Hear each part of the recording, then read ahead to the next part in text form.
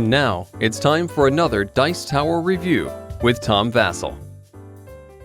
Hey folks, today we're taking a look at a game called Guilds of London by Tony Boydell, and this game got a lot of buzz at the recent UK Gaming Expo because this is a game that Tony's been working on for a while. Many people liked his previous game, Snowdonia. This has just been a game that's, like I said, getting a lot of buzz. It's coming to America from Tasty Minstrel Games. There are apparently many guilds in London that date back to ancient times. And this game uses that theme loosely to create a game of area control where you want to have the most of liverymen in different areas, and you do that via card play. It's kind of a mean game. Let's look at it.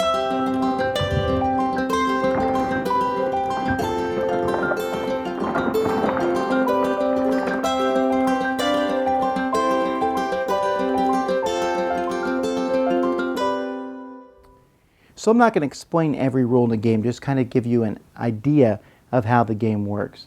The game board is made up of many different guilds that are different tiles. In the middle of the table, you have here the Guild Hall of London, and each player is going to place 4 of their liverymen there.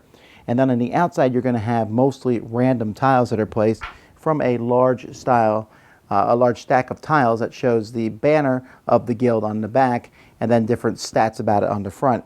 Each guild is made up of one of different kinds of suits per se. So like this is only one, while this one here is 4 different ones. And your goal in this game is to get points, which players will keep track with over on this board over here. We have some neutral liverymen.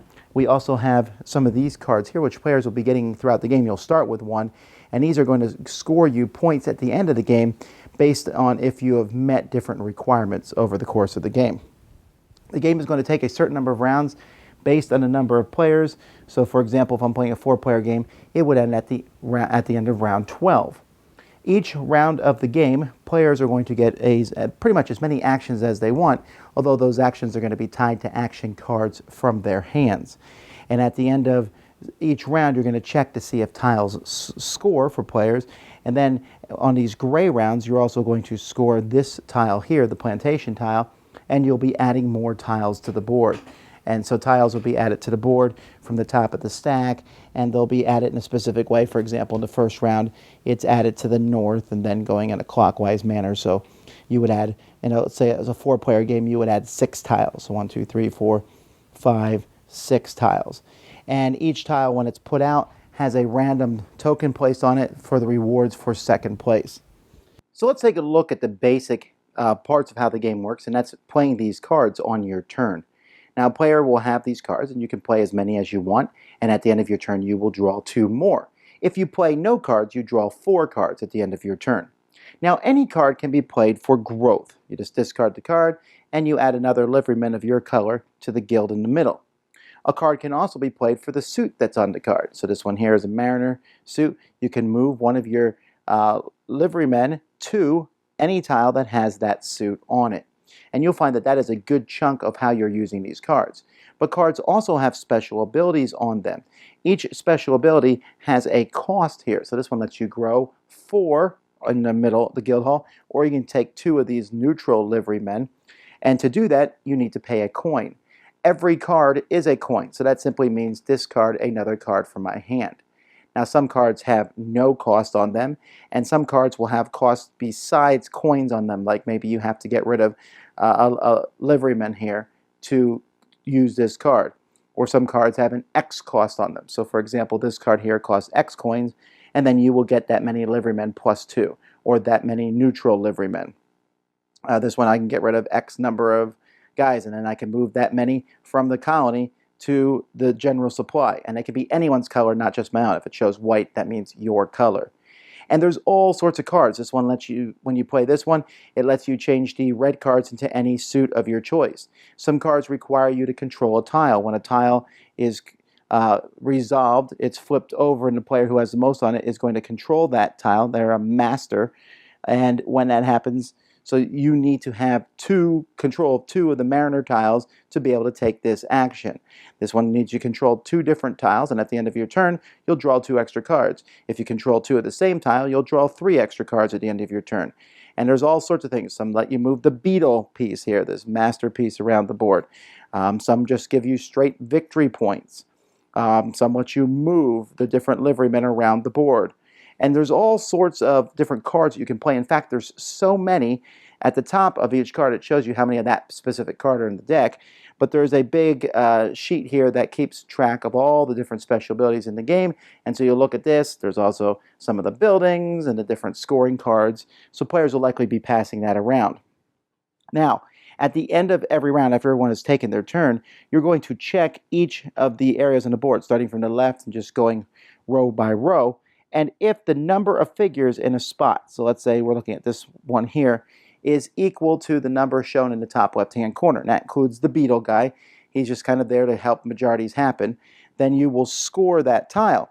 Now, before you do that, any player can use their neutral liverymen by turning them in, basically and replacing guys on the tile of any color they want, so that to change the voting for majority.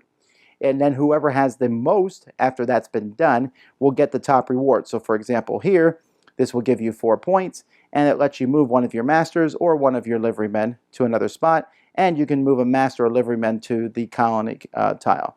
Second place is simply going to get 1 point and a neutral liveryman. If there's a tie for first place, they get second place. If there's a tie for second place, you get nothing. And then, as I said earlier, you'll turn the tile over, and one of the liverymen from the majority goes there as the master, and all the rest of the liverymen go back to the central guild. These masters are important because they require certain cards to be played, but also if there is a tie, you will look at adjacent tiles to that, and whoever has more masters can break the tie. Other than that, if there's a tie for first, as I said, that's incorrect. If there's a tie for first, then nothing will happen. So you can use neutral liverymen to basically get rid of ties. And this beetle then moves to another spot. Each tile's numbered, and he goes to the lowest numbered one on the board. And so players are going to continually doing this. As they take each turn and each action, these are going to resolve, and points will be scored, and different actions will happen. And after the final round of the game, which again is determined by number of players, players will score each of these cards. So for example here, if I have no masters on tiles 1 through 12, I get 6 points. Here, for each second place token I've gotten, I get a point. Here, for each neutral liveryman I have at the end of the game, I get a point. Here, for the different colored tiles that I have masters on, I'll score a certain number of points, and so on and so forth. You will score these. You will also get points for having adjacent masters on the board from tiles next to each other, and you will add up all these points, and whoever has the most points is the winner of the game.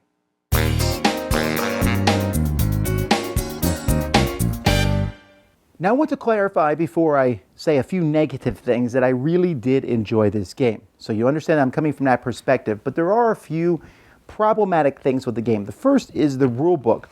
The rule book, while it teaches you the game, is written kind of almost out of order to the point where I was really confused. It took me a long time reading the rules very carefully to figure out what the beetle was for. It mentioned the beetle, but I wasn't sure, like, can you score his area? Does he act like this thing in another game? And I was confused on that. And the game also kept talking about masters throughout the rules, and it wasn't until near the end I was like, oh, a master is when you take control of a tile. And just various things in here, and parts of the game are not intuitive thematic-wise, like the neutral liverymen are essentially just kill one of your opponent's liverymen. That's what they are, and yet that doesn't seem right. Like I'm replacing one of them with a neutral liveryman who then dies, and it was just a little, it just doesn't flow thematically, and it takes a while to teach people that, and now that I understand the game, it's easy to teach that, but the rule book was a little confusing. Then there are these sheets with all the cards. I like symbology. It's very useful to help a game. This game has a lot of it. We're talking race for the galaxy level symbology, maybe even surpassing that. And what's confusing is all these, there's cards printed here on these sheets, and these are different cards from the game, but these are very specific cards, and your card may not be one of these cards. So if you're looking at a card, you might find, for example, a yellow card, and you look and it's not in the yellow section, but the stuff on it might be in the green section, and part of it might be on one card and part of it on another card. And I know that's because they didn't want to have a booklet full of every single possible card, but it does make looking at this, you're like, okay, forget the colors, and I don't even know why the colors are on here, just look for the exact symbols. And this is going to slow down your first, second, maybe more games. Now, once you understand the symbols and everything, it does flow, it does make sense how they work. but that initial, there's going to be some shell shock, I think, for some people. So gameplay itself. Like I said, this game is pretty mean. There's all sorts of actions where you are getting rid of your opponent's delivery men, moving in there. I mean, area control games are a little mean as it is because you're trying to have the most in different areas. But here you can really go after your opponents. You can play cards and going last. Each turn, whoever has the most points goes first. Going last is a big deal because you can watch what your opponents do and then move in and take different areas from them and score those areas. And stop them maybe from getting second place. Sometimes second place is almost as good as first. If it's 4 points, and you get an extra pawn, that's a pretty good deal for second place. So dropping a bunch of pawns all over the board can help you. But I do like that this game cleverly avoids that I'll do second everywhere and win that way, because getting first is also pretty critical. Getting first place allows you to get those masters, and having those masters allows you to play a good chunk of cards in the game. Let me see, I'll take some random cards from the deck here. And as I'm looking at these, this one here, I need to control some tiles. This one here, I need to control some tiles. So controlling tiles is critical to utilizing a lot of cards in the game. Although at the beginning of the game, it does make a good chunk of your hand worthless. Knowing when to spend cards to special ability, or simply just to do basic actions, adding more people to the middle. Those scorecards, at the beginning of the game, I said, I have no idea what any of these scorecards do. But once you play it, you're like, oh. And knowing how to use those scorecards can get you quite a few points at the end of the game. I really did enjoy the game. Like I said, there's some negatives about the rule book and just kind of almost an analysis paralysis can happen, I think, for the beginning. And even the board, as beautiful, I love all the different coat of arms. It can look a little cluttered as you look at it. And so it's one of those games that I think once you know how to play, you'll be like, oh yeah, I'll play. Have you played before? Yes, now let's play again. You never played before? I'll pass this time. I really feel like it's going to fall into that category. I like Race for the Galaxy and Puerto Rico and things like that because there's some pretty neat concepts here. I love cards that can be used in multiple ways. I love that there's this huge deck of action cards that do many different things. I love the interaction. I love that it plays really neat, be 2, 3, and 4 players. And the whole package, it looks good. Theme is a little thin, but I don't mind that. There's just a lot going on for this game. So there's a hurdle to this game, the rules and the icons and such. But once you overcome that hurdle, I think you'll find a game that has some kind of cutthroat action in it, but will give you a ton of replayability. The way the tiles come out, the way the cards, the way that the scorecards, you're going to be able to play this game over and over and over again. So I think this is almost a medieval-ish, I don't know what Renaissance, ish sequel to Race for the Galaxy. It fits in that same category, and I think a lot of people are going to enjoy that. That's Guilds of London. Dice Tower Judgment, excellent! Thanks so much for watching the Dice Tower videos. Find more great videos and reviews as well as our top-rated audio podcast at Dicetower.com. You can also find other great shows at Dicetowernetwork.com. I'm Eric Summerer, and you've been watching The Dice Tower. The Dice Tower is sponsored by Cool Stuff Inc., where you can find great games for great prices. Cool stuff in stock.